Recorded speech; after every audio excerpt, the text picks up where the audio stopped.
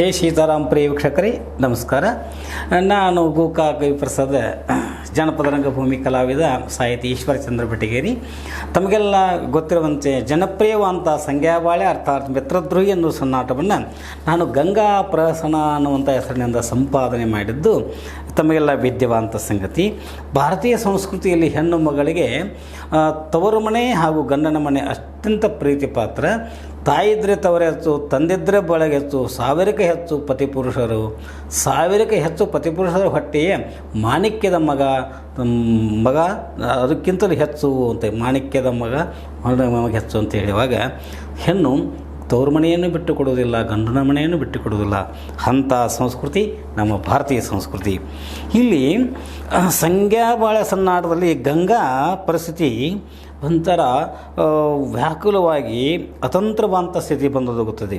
ಸಮಯದ ಗೊಂಬೆಯಾಗಿ ಅತ್ತ ಗಂಡನ ಮನೆಯ ಆಶ್ರಯವಿಲ್ಲದೆ ತವರು ಮನೆಯಲ್ಲಿ ತಿರಸ್ಕೃತಳಾಗಿ ಪ್ರೇಕರ ಸಂಜ್ಞಾನ ಕೊಲೆಯಿಂದಾಗಿ ಮತಿಭ್ರಮೆಯನ್ನು ಅನುಭವಿಸಿ ನಿರ್ಗತಿಗಳಾಗಿ ಆದಿಶಕ್ತಿ ಯಲ್ಲಮ್ಮ ತಾಯಿ ಆರಾಧನೆಯಲ್ಲಿ ಗಂಗಾ ಕಾಲ ಕಳೆಯಬೇಕಾಗುತ್ತದೆ.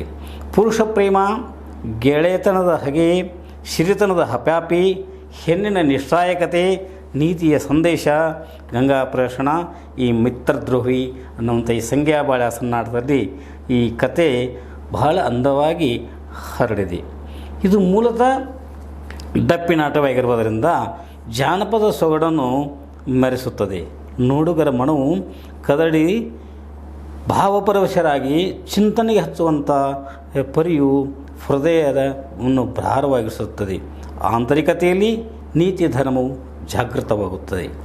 ನಮ್ಮ ನಾಡಿನ ಹಿರಿಯ ಸಾಹಿತಿ, ಜ್ಞಾನಪೀಠ ಪ್ರಶಸ್ತಿ ಪುರಸ್ಕೃತರಾದಂಥ ಕೇಂದ್ರ ಸಾಹಿತ್ಯ ಅಕಾಡೆಮಿ ಅಧ್ಯಕ್ಷರಾದಂಥ ಡಾಕ್ಟರ್ ಚಂದ್ರಶೇಖರ್ ಕಂಬಾರ್ ಅವರು ತಮ್ಮ ಅನೇಕ ಸಾಹಿತ್ಯ ಕೃತಿಗಳಲ್ಲಿ ಸಂಗ್ಯಾಬಾಳೆ ಡಪ್ಪಿನಾಟದಿಂದ ಪ್ರೇರಿತರಾಗಿ ಪ್ರಭಾವಿತರಾಗಿ ಆ ಮೂಲ ಕಥಾವಸ್ತುವನ್ನೇ ತಮ್ಮ ಸಾಹಿತ್ಯಗಳಲ್ಲಿ ಅಳವಡಿಸಿಕೊಂಡು ಕೀರ್ತಿವಂತರಾದು ಯಾರಿಗಾದರೂ ಸ್ಪಷ್ಟವಾಗಿ ಅರಿವು ಮೂಡಿಸುತ್ತದೆ.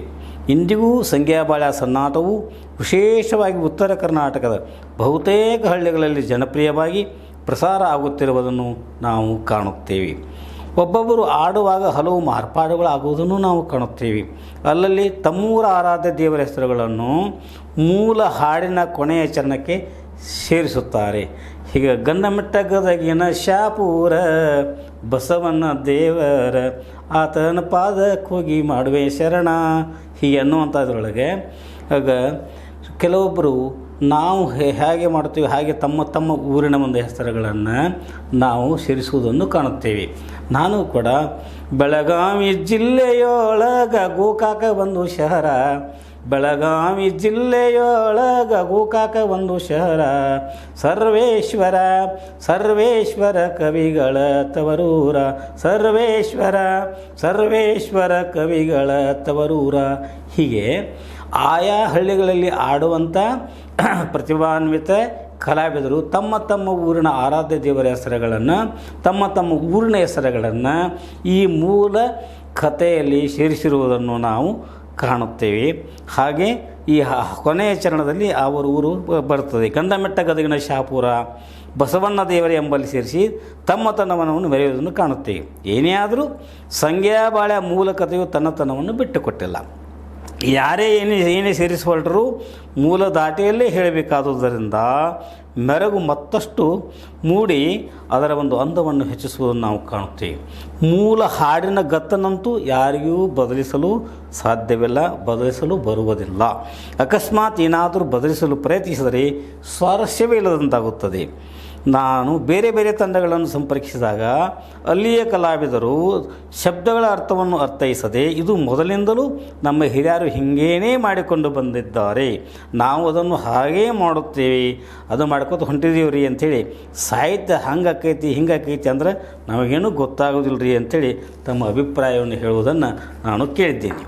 ಅದರ ಸರಿಯಾದ ಅರ್ಥವನ್ನು ವಿವರಿಸಿ ಹೇಳಿದರೂ ಕೂಡ ಒಪ್ಪಿಕೊಳ್ಳದಂಥ ಮನಸ್ಥಿತಿ ನಮ್ಮ ಕಲಾವಿದರದು ಇರ್ತದೆ. ಅಷ್ಟೊಂದು ನಂಬಿಕೆ ಹಿರಿಯರ ಒಂದು ಹಾಡಿನ ಗತ್ತಿನ ಮೇಲೆ ಬಹಳ ಕಾಳಜಿ ಮತ್ತು ಪ್ರೀತಿಯಿಂದ ಸಂಪಾದನೆ ಕಾರ್ಯ ಮಾಡಲು ನನಗೆ ಕೆಲವೊಂದು ಕಲಾವಿದರು ಸಹಕರಿಸಿರುತ್ತಾರೆ. ಸಂಗ್ಯಾಬಾಳೆ ಸನ್ನಾಟವನ್ನು ಈ ಮೊದಲು ಹಲವು ವಿದ್ವಾಂಸರು ಸಂಪಾದಿಸಿರುವುದು ಸತ್ಯ. ಆದರೆ ಗ್ರಾಮೀಣ ಪ್ರದೇಶದಲ್ಲಿ ಪ್ರದರ್ಶನ ಮಾಡುವಾಗ ಸುಮಾರು 8ರಿಂದ 10 ತಾಸುಗಳ ಸಾಹಿತ್ಯದ ಅವಶ್ಯಕತೆ ನಮಗೆ ಇದೆ. ಜಾನಪದ ವಿದ್ವಾಂಸರು ಮಾಡಿದ ಸಂಪಾದನೆಯಿಂದ ಕಥೆಯನ್ನು ಬೆಳಗಿನ ಪರ್ಯಂತರ ಕೊಂಡೊಯ್ಯುವುದು ಅಸಾಧ್ಯವೆಂದು ಬಹಳಷ್ಟು ಕಲಾವಿದರು ಅಭಿಪ್ರಾಯಿಸುತ್ತಾರೆ. ಅದರಲ್ಲೂ ಒಂದು ಮೇಳದವರು ಆಡುವ ಕತೆ ಮತ್ತೊಂದು ರೀತಿಯ ಮಾರ್ಪಾಟಿಗೆ ಒಳಪಟ್ಟಿರುತ್ತದೆ. ನಾನು ಕರ್ನಾಟಕ ಯಕ್ಷಗಾನ ಬಯಲಾಟ ಅಕಾಡೆಮಿಯವರು ಚನ್ನಪಟ್ಟಣದಲ್ಲಿ ಜರುಗಿದ ಸಂಗ್ಯಾಬೆಳ ಸನ್ನಾಟದ ಪ್ರದರ್ಶನದಲ್ಲಿ ನನಗೆ ಗಂಗಾ ಪಾತ್ರಧಾರಿಯಾಗಿ ಶ್ರೀ ಬಲಭೀಮ ನಾಟ್ಯ ಸಂಘ ಶಿಂಗಳಾಪುರದ ಕಲಾವಿದರೊಂದಿಗೆ ಹೋಗಿದ್ದೆ. ಅಲ್ಲಿ ಪ್ರದರ್ಶನವನ್ನು ನೀಡಿದ್ದೆ. ಅಲ್ಲಿ ಶಿಂಗಳಾಪುರ ಕಲಾವಿದರೊಂದಿಗೆ ಹೋದಾಗ ಈ ಕಥೆಯಲ್ಲಿ ಲಗಳ್ಯಾರ ಈರಣ್ಣನ ಹೆಂಡತಿ ಗಂಗಾಳ ಮೇಲೆ ಮನಸ್ಸು ಮಾಡಿದ ಸಂಗ್ಯಾ ಅವಳ ಮನವೊಲಿಸಲು ತನ್ನ ಜೀವದ ಗೆಳೆಯ ಬಾಳನನ್ನು ಗಂಗಾಳ ಮನೆಗೆ ಮೊದಲು ಕಳುಹಿಸಿಕೊಡುತ್ತಾನೆ. ಲಗಳ್ಯಾರ ಗಂಗಾಳಿಂದ ಅವಮಾನಿತನಾಗಿ ಬಂದಂಥ ಗೆಳೆಯ ತನ್ನ ಆಪ್ತ ಗೆಳೆಯ ಸಂಗ್ಯಾನಿಗೆ ಬಾಳ್ಯ ತಾನೇ ಹೋಗಿ ಗಂಗಾಳನ್ನು ಒಲಿಸುತ್ತೇನೆಂದು ಹೋದ ಸಂಗ್ಯಾನಿಗೂ ಅದು ಸಾಧ್ಯವಾಗುವುದಿಲ್ಲ. ಇಬ್ಬರು ನಿಷ್ಫಲರಾಗುತ್ತಾರೆ. ಇದೊಂದು ರೀತಿಯಾದರೆ ಗೋಕಾಕ್ ಸಮೀಪದ ಬೆಂಚನಮಡಿ ಗ್ರಾಮದ ಶ್ರೀ ಬಲಭೀಮ ನಾಟ್ಯ ಸಂಘದ ಕಲಾವಿದರು ಆಡುವ ಸಂಗ್ಯಾಬೆಳ ಸನ್ನಾಟದಲ್ಲಿ ಬಸವಣ್ಣನ ಜಾತ್ರೆ ನಡೆಯುತ್ತದೆ. ತನ್ನ ಪತಿ ಲಗಳ್ಯಾರ ಈರಣ್ಣನ ಅಪ್ಪಣೆಯಂತೆ ಗಂಗಾ ತನ್ನ ಆಪ್ತಳ ಅಂತ ಪರಮಳನ್ನು ಸಂಗಾತಿಯನ್ನಾಗಿರಿಸಿಕೊಂಡು ದೇವರಿಗೆ ಬರುತ್ತಾಳೆ. ಇನ್ನೊಂದೆಡೆ ಜೀವದ ಗೆಳೆಯನಾದ ಸಂಗ್ಯಾಬಾಳ್ಯ ಕೂಡ ಪಗಡೆ ಆಡುವ ನೆಪದಲ್ಲಿ ಸೂಕ್ತವಾದ ಜಾಗ ಎಂದು ಮರಡಿ ಬಸವಣ್ಣ ದೇವರ ಜಾತ್ರೆಗೆ ಬಂದು ಅಲ್ಲಿ ಜಮಾಯಿಸುತ್ತಾರೆ. ಇದೊಂದು ಕಾಕತಾಳೀವೇ. ದೇವರ ದರ್ಶನ ಮಾಡುವಾಗ ಸಹಜವಾಗಿಯೇ ಸಂಗ್ಯಾ ಈ ಮೊದಲು ಪರಮಳೊಂದಿಗೆ ಒಪ್ಪಂದ ಮಾಡಿಕೊಂಡ ಪ್ರಕಾರ ಗಂಗಾಳ ಕೊರಳಲ್ಲಿಯ ಬಂಗಾರದ ಸರಿಗೆಯನ್ನು ಬಿಚ್ಚಿಕೊಳ್ಳಲು ಅವಕಾಶ ಕಲ್ಪಿಸುತ್ತಾಳೆ. ಸರಿಗೆ ಕಳೆದುಕೊಂಡ ಗಂಗಾ ವಿಚಲಿತಳಾದರೂ ಪರಮನಿಂದಾಗಿ ಆ ಸುದ್ದಿ ತನ್ನ ಗಂಡ ಮೈದುಂಡರಿಗೆ ಗೊತ್ತಾಗಬಾರದೆಂದು ಅವಳಲ್ಲಿ ಬೇಡುತ್ತಾಳೆ. ಪರಮ್ಮ ಅಭಯ ನೀಡುತ್ತಾಳೆ. ತಾನೂ ಪರಮ್ಮಳಿಗೆ ವಚನ ಕೊಟ್ಟು ಅವಳಿಗೇನಾದರೂ ಆಪತ್ತು ಬಂದಾಗ ನಾನು ನನ್ನ ಪ್ರಾಣ ಕೊಟ್ಟಾದರೂ ಉಳಿಸುವನೆಂದು ವಚನವನ್ನು ನೀಡುವಾಗ ಪರಸ್ಪರರಲ್ಲಿ ಹೊಂದಾಣಿಕೆ ಎದ್ದು ಕಾಣುತ್ತದೆ. ಬೂದಿ ಮೆಚ್ಚದ ಕಂಡಂತೆ ಈ ಪ್ರಸಂಗ ಹಾಗೆಯೇ ಉಳಿಯುತ್ತದೆ.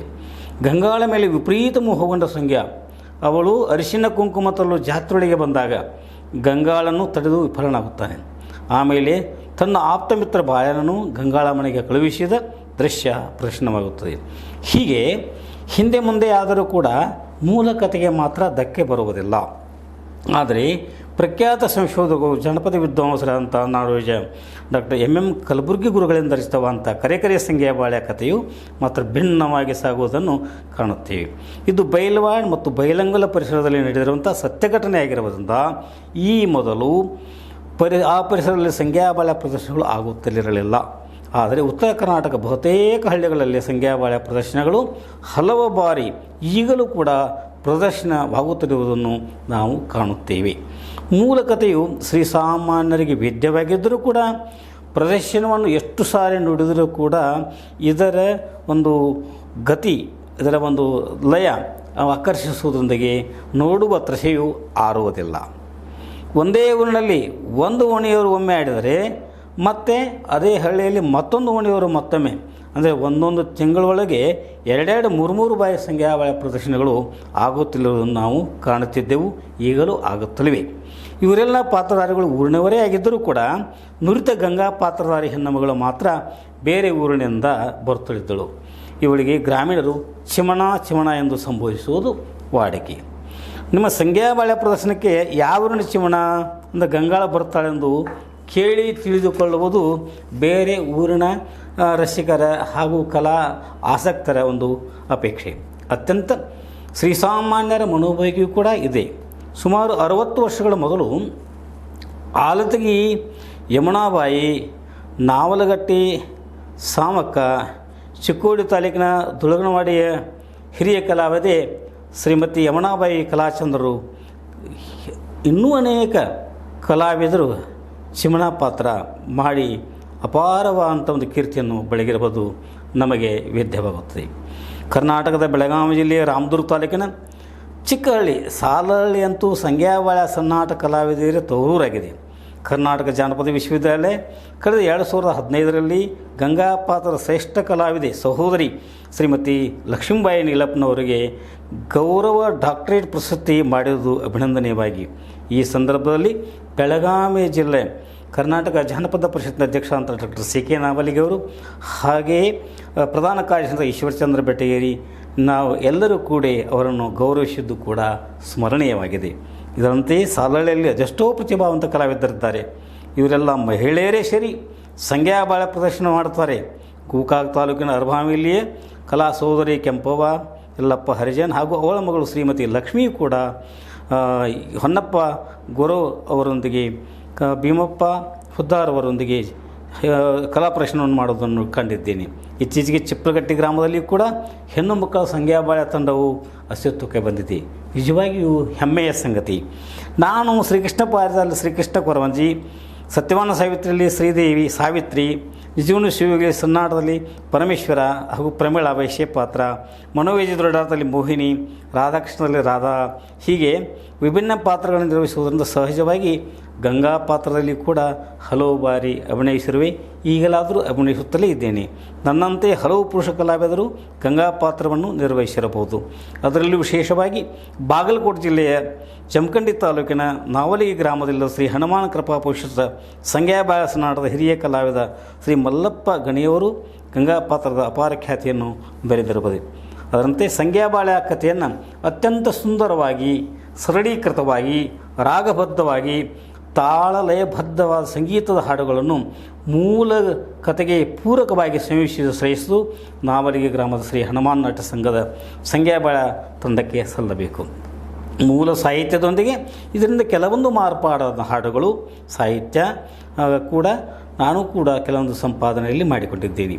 ನಾನು ಪ್ರಾರಂಭದಲ್ಲಿ ಪ್ರಸ್ತಾವನೆ ನುಡಿಯಲ್ಲಿ ಹೇಳಿದಂತೆ ಒಂದೇ ದಾಟಿಯಲ್ಲಿ ಸಾಗುವ ಕಥೆಗೆ ಹಲವೊಂದು ಮಾರ್ಪಾಡಾದ ಹಾಡು ಮತ್ತು ಸಾಹಿತ್ಯವು ಕೂಡ ಪುಷ್ಟಿಯನ್ನು ನೀಡುವುದರಿಂದ ಕಥೆಯು ಮತ್ತಷ್ಟು ಶ್ರೀಮಂತವಾಗುವುದರಲ್ಲಿ ಸಂದೇಹವೇ ಇಲ್ಲ. ಹೀಗಾಗಿ ಸಂಗ್ಯಾಬಾಳ ಕಥೆಗೆ ಹೊಸ ಹೊಸ ಆಯಾಮಗಳು ಸಿಗುತ್ತವೆ. ಈ ಕಥೆಯನ್ನು ಮೊದಲು ಯಾರು ಪ್ರದರ್ಶನಕ್ಕೆ ತಂದರೋ ಆಗ ಇದರ ಕುರಿತು ಜನತೆಯ ಪ್ರತಿಕ್ರಿಯೆ ಹೇಗಿತ್ತೋ ಎಂಬುದೊಂದು ಇತಿಹಾಸವೇ. ಸಮಾಜದಲ್ಲಿ ಶಿಷ್ಟರೆನಿಸಿಕೊಂಡವರು ಮೊದಮೊದಲು ಈ ಕಥೆಗೆ ಅಷ್ಟೊಂದು ಪ್ರಾಧಾನ್ಯತೆಯನ್ನು ನೀಡುತ್ತಲಿರಲಿಲ್ಲ. ಅಶಿಕ್ಷಿತರ ಅಂತ ಹಳ್ಳಿಯ ಹುಂಬರು ಏನೋ ತಮಾಷೆಗಾಗಿ ದಪ್ಪಿನಾಟವೆಂದು ಇವರು ಮೂಗು ಮುರಿಯುತ್ತಿದ್ದರು. ಆದರೂ ಈ ಸಂಗ್ಯಾಬಾಳ ಸನ್ನಾಟದ ಖ್ಯಾತಿ, ದಪ್ಪಿನಾಟದ ಲಯ, ನಾವು ಎಂದೂ ಇದನ್ನು ಮರೆಯುವಂತಿಲ್ಲ. ಹಲವಾರು ಪ್ರಖ್ಯಾತ ದಪ್ಪಿನ ಕಲಾವಿದರು ಈ ಆಟದಿಂದ ಪ್ರಸಿದ್ಧಿಗೆ ಬಂದಿರುವರು. ನಾಡಿನ ಖ್ಯಾತ ಜನಪದ ವಿದ್ವಾಂಸರಾದಂಥ ನಮ್ಮ ಡಾಕ್ಟರ್ ಸಿ ಕೆ ನಾವಲಿಗೆಯವರು, ಇದರಲ್ಲಿ ತಂಬೂರಿನ ಬಸರುಕೂಡದ ಭೀಮಪ್ಪ ಹರಿಜನ್ ಡಪ್ಪು ಕಲಾವಿದರ ಬಗ್ಗೆ ಹೆಮ್ಮೆ ಪಡುತ್ತಾರೆ. ಬೆಳಗಾವಿ ಜಿಲ್ಲಾ ಕಲಾ ಪರಿಸರದಲ್ಲಿ ಹಿರಿಯ ಡಪ್ಪು ಕಲಾವಿದರಂಥ ಬೆಂಚನಮರಡಿ ವೇದಮೂರ್ತಿ ಚೆನ್ನಯ್ಯ ಸ್ವಾಮಿ ಮಠಪತಿ, ಹಾಗೆ ಶಿವಲಿಂಗಪ್ಪ ಕರುಣಕೊಪ್ಪ, ರಮೇಶ್ ಪಾತ್ರೋಟ, ಲಗಮಣ್ಣ ಪಾಟೀಲ್ ಕುರ್ಣಿ, ಬಾಬು ಮಾದರ ಅವರುಗೋಳು, ಈರಪ್ಪ ಯಲ್ಲಪ್ಪನವರ ಮಾರಿಹಾಳ್, ನಾಗಪ್ಪ ಮಾಡಂಗೇರಿ ಗಿರಿಮಾಲ್, ಯಲ್ಲಪ್ಪ ಹುಂಚಾಳ್, ಮಹಾದೇವ್ ಪಡ್ಡಣ್ಣವರ ಹುಲಿಕಟ್ಟಿ, ಬಸವಂತ ನವೀನಮಣಿ ಖಾನಾಪುರ್, ಕರೆಯಪ್ಪ ಗೊರವಣ್ಣಕಳ್, ವಾಸಪ್ಪ ರಾಮದುರ್ಗ, ಬೆಂಚನಮರಡಿ ಸಿದ್ದಪ್ಪ ಹರಿಜನ್, ಕರಿಯಪ್ಪ ಹರಿಜನ್, ಬೆಳವಂಕಿ ದುರ್ಗಪ್ಪ ಹರಿಜನ್ ಮುಂತಾದವರನ್ನು ಸ್ಮರಿಸುವುದೊಂದು ಭಾಗ್ಯ. ಸಂಗ್ಯಾಬಾಳ ಸನ್ನಾಟದ ವಿಸ್ಮಯಪೂರಿತ ವಿವಾದಾತ್ಮಕ ನಾಯಕಿ ಪಾತ್ರ ಗಂಗಾ. ಇವಳ ವ್ಯಕ್ತಿತ್ವವನ್ನು ಚಿತ್ರಿಸುವುದು ಅಸಾಧ್ಯ. ಶ್ರೀಸಾಮಾನ್ಯ ಹೆಣ್ಣುಮಗಳಾದರೂ ಅನುಭವಿಸುವ ಮಾನಸಿಕ ತುಮುಲ, ಅಸಮತೋಲವನ್ನು ಶಬ್ದಗಳಿಂದ ವರ್ಣಿಸಲು ಆಗುವುದಿಲ್ಲ.